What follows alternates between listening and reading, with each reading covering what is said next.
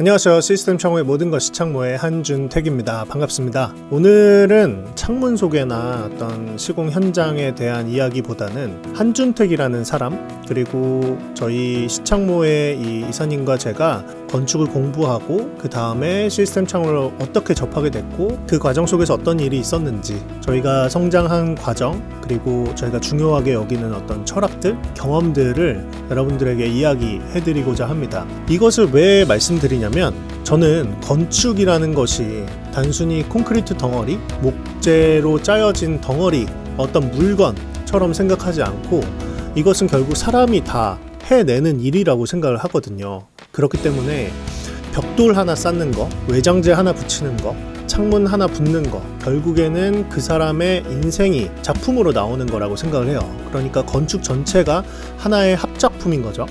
거기다가 그 건축이라는 것, 특히 저희는 집을 많이 지으니까 그 집 안에 살아갈 사람의 인생을 담는 곳이 건축, 집이라고 생각을 하기 때문에 저는 사실 건물보다는 그 안에 살아가는 사람에 대한 관심이 훨씬 더 많아요.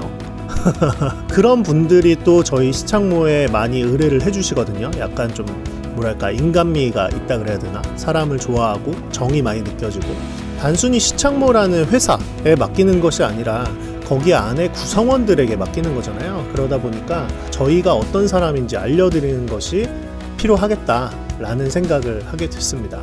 자, 그래서 오늘 첫 번째는 제가 건축을 공부를 마친 대학교 졸업 때쯤부터 시작을 해서 시스템 창호와 함께 걸어온 히스토리를 말씀드리겠습니다. 오늘 첫 번째 시간인데요. 저는 굉장히 행복한 가정에서 태어났습니다. 네, 저도 이렇게 작은 시절이 있었어요. 되게 행복한 가정에서 자랐고, 나중에 아시게 되시겠지만 저희 가족이 모두 라이프 코칭 자격증을 가지고 계신 분들이에요. 저희 누나, 저희 매형, 저희 아버지, 저희 어머니, 저 이렇게 프로 코치 자격증을 가지고 계신 분들이어서 굉장히 대화가 서로를 존중하는 그런 조금은 특별한 가족이에요. 거기서 굉장히 사랑을 많이 받고 자랐고, 저는 2살 많은 누나가 있어요. 대학교 다닐 때는 여기가 어디냐면은 로마의 바티칸 성당이에요.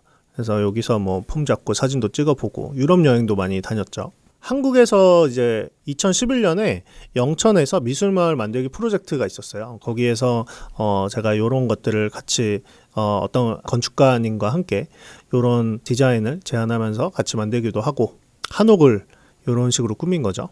설계도 이런 식으로 해나가면서 대략적인 설계입니다. 사실 굉장히 많은 프로젝트들을 대학교에서 했었지만 그 자료들을 찾는 게 쉽지는 않았어요. 그래서 안타깝게도 보여드릴 수 있는 게 많진 않은데, 제가 대학교 때 가장 많이 관심을 가졌던 거는 패시브 하우스였어요. 사실 대학교에서는 디자인에 굉장히 많이 치중해서 공부를 합니다. 건물의 디자인, 그리고 건물의 컨셉, 뭐 어떤 독특한 모양, 그러니까 딱 봤을 때 우와 특이하다라고 하는 그런 건물들을 많이 설계를 했고 디자인적으로 많이 배우기도 했어요. 그렇게 해서 과내에서 1등을 하기도 하고 상도 받기도 하고 여러 가지 일들이 있었지만, 가장 관심 가졌던 것은 졸업학년 때 패시브하우스라는 것을 그때 처음 접하면서 굉장히 디테일하면서 쾌적한 환경을 만들어줄 수 있는 그런 집이라는 것을 알게 됐고, 실질적으로 기술을 통해서 구현할 수 있다라는 것을 알게 됐죠. 그 원천 기술은 독일에 있고 한국에도 많이 들어와 있다라는 것을 알게 됐고요. 사실 이런 디테일들을 패시브 건축을 잘 아시는 교수님께 일부러 찾아가서 디테일들을 하나하나 다 배워갖고 이게 왜 그런지 물어보면서 공부를 하게 됐어요. 사실 여기 나오는 뭐 가변형 방습지라던가 뭐 이런 것들은 사실 대학생 때 알 수 있는 것들은 아니거든요. 잘 안 배워요.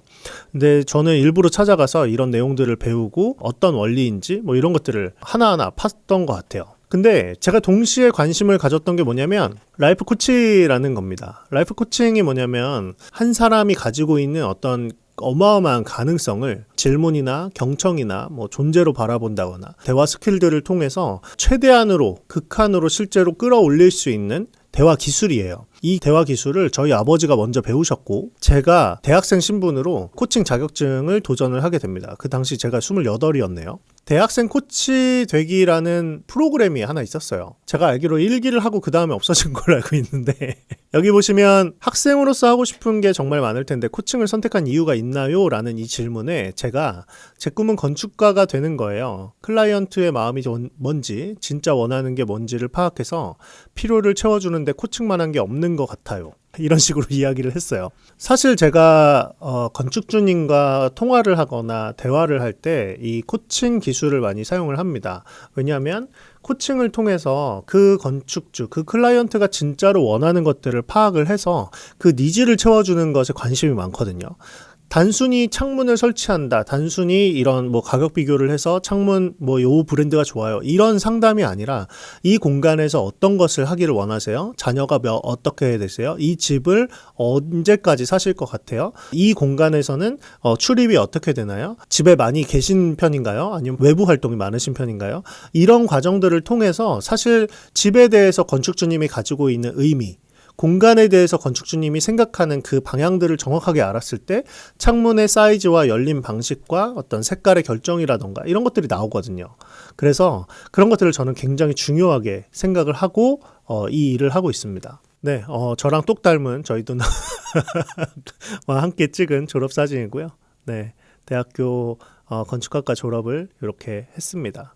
저희 아버지와 함께 그 당시에 이제 코칭, PT를 어떻게 할까 이렇게 고민을 했었던 장면이고, 네, 이렇게 포옹하는 장면도 있네요. 그리고 와서 결국에는 제가 KAC 인증 코치 자격증을 따게 됐고요. 2년 후에 제가 KPC 자격증을 따게 됩니다. 한국 프로 코치 자격증을 갖게 돼요. 그래서 실제로 그걸로 직업을 할 수도 있었으나 건축을 통해서 많은 사람들을 돕고 싶은 마음이 있었기 때문에 코칭 기술을 건축 상담에 사용을 하고 있는 거죠.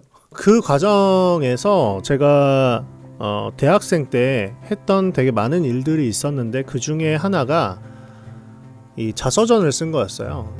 대단한 사람만이 자서전을 쓰는 게 아니잖아요.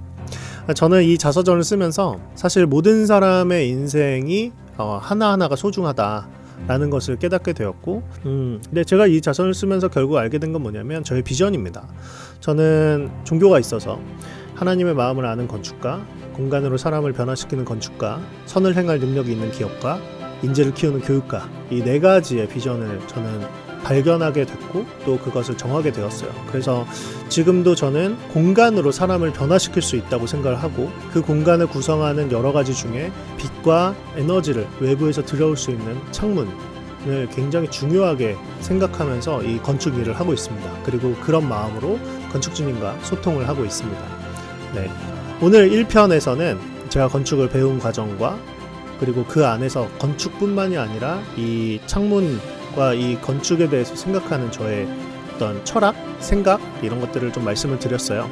다음 편에서는 제가 세린이라는 사실 굉장히 역사적이고 의미가 있는 회사거든요. 어마어마한 회사예요.